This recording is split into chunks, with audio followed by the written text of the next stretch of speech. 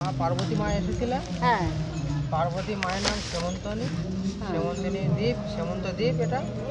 আর মহাপ্রভুর কাছে বললেন যে প্রভু আপনার চরণে একটু ঠাঁই দেন, আমি আপনার এই ধামেতে একটু হরিভজন করতে চাই। মহাপ্রভু আশীর্বাদ দিলেন তথাস্থ করে। আর মহাপ্রভুর আশীর্বাদ দিতে বসে হরিভজন করছে। আর এই যে জগন্নাথ আমরা যে দর্শন করছি, এই জগন্নাথ পুরীর জগন্নাথ অভিন্ন, এর কোনো ভিন্ন নেই।